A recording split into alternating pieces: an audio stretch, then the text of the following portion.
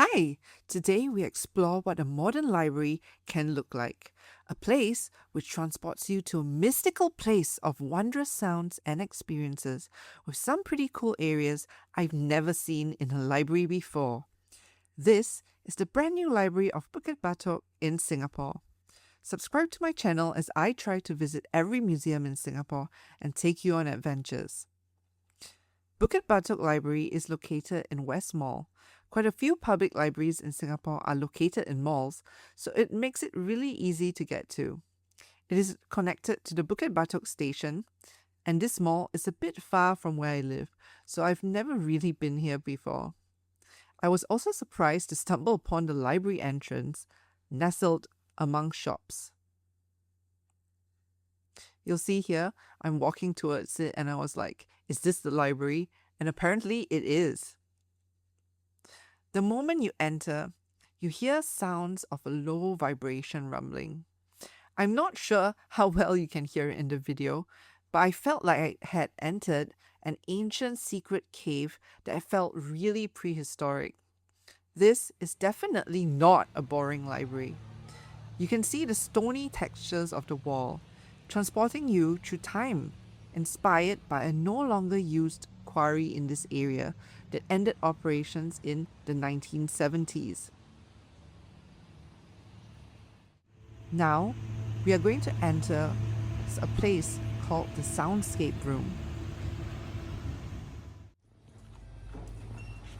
This space plays a collection of sounds from different eras of Bukit Batok. This whole space feels so immersive and almost meditative and zen. A place to just chill out and listen to the ambient soundscape.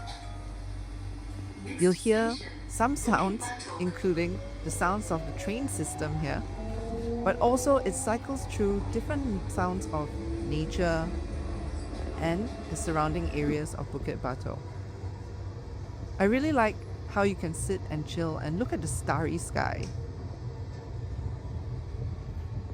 Now, we are walking through the Time Caverns, which trace the evolution of Bukit Batok from a scenic wilderness and sleepy rural outback to a center of quarrying operations, thanks to its abundance of granite, and then into an industrial area which includes the old Ford factories. Here, you'll see a small exhibit describing the different eras and evolutions of Bukit Batok. The old Ford factory manufactured Ford cars. It was also famously the site where the British surrendered Singapore to the Japanese, and it's now a museum which I intend to do a video on another day. And that museum covers more on the Japanese occupation of Singapore. You'll see a few photos of that here. Now this area was pretty cool. You could stand into these little booths and listen to the sound library that the library has. This included sounds of people talking in forgotten dialects that are no longer spoken. They also included sounds that were recorded in past eras. This small space now shows what Bukit Batok has become today, which is a residential area. And you'll hear sounds recorded from the wet market as well as schools in the area here. This other section shows what Bukit Batok was like under the occupation of the Japanese during World War II. You'll see here images of what it was like working in hard labor camps, and you can actually put your ears to this one-sided headphones and hear the sounds of what labor camps sound like at the time. These were also child height, so children could peer into these display things. Now we're entering an area where people can sit, relax, and chill. The concept of this library is that libraries are no longer just a place to read books. You can come here and use laptops, as well as access these public computers that anyone can use. I think this concept makes a lot of sense in today, where people are not just trying to look for books, but a place to rest, relax, and chill out. And I think that included the meditative zone in the soundscape. This area reminds me very much of a cafe. It has a Japanese tea house vibe, and you can hear the very spa-like music that's playing in the background. I actually feel it does a good job of making the space feel more inviting rather than a silent and quiet library. There was a small display of Japanese and Chinese teapots, which just adds to the tea house vibe. Honestly, this place really makes me feel like we're in a Starbucks or something. Many people here were just crafting, using their computers, doing schoolwork, or just chilling out with friends. And I think this space here is my favorite and would be the space that I would pick to hang out in. I like the floor sitting and this very interesting kind of installation thing where this steel marble draws patterns in the sand. It really feels very zen and relaxing.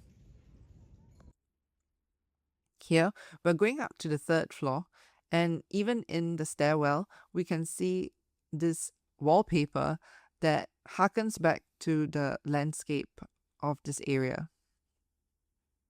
Now we're on the third floor, which definitely looks more like a traditional library with books.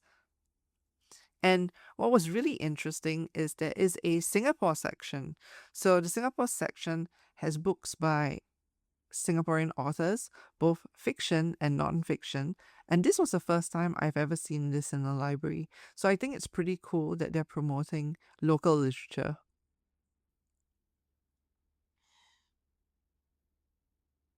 Here, this was also something I've never seen, which is a digital electronic shelf that you can browse. It's a touch screen and you can interact with the books on the shelf. And once you touch on one, you can scan the QR code to borrow the digital edition of the book. I actually use this quite a lot. It's called Libby in Singapore, and you can borrow audiobooks and ebooks from the comfort of your home. And it makes it really easy to access books.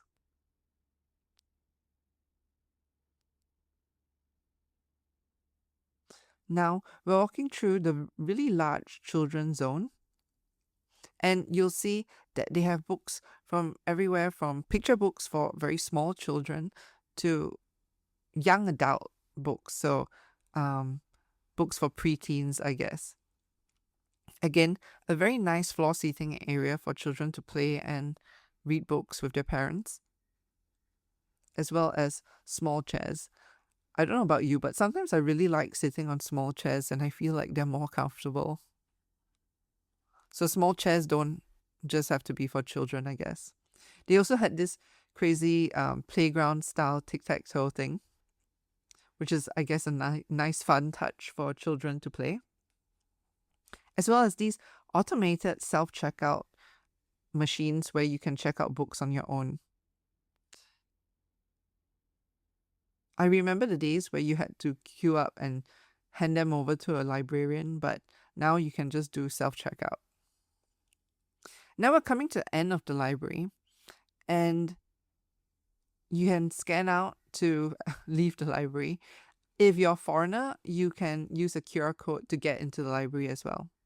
This is a reservation collection area where you can reserve books online, and once they're delivered to the library of your choice, so if you pick Bukit Batok Library or you can pick any other library in Singapore, you can come to one of these, and once you put in the PIN code that you're given, you can access the book. These are the automated return drop-off book drops. I remember a long time ago, there used to just be a manual bin where you just put the books in, and now, they can scan the book when you put them into the hole.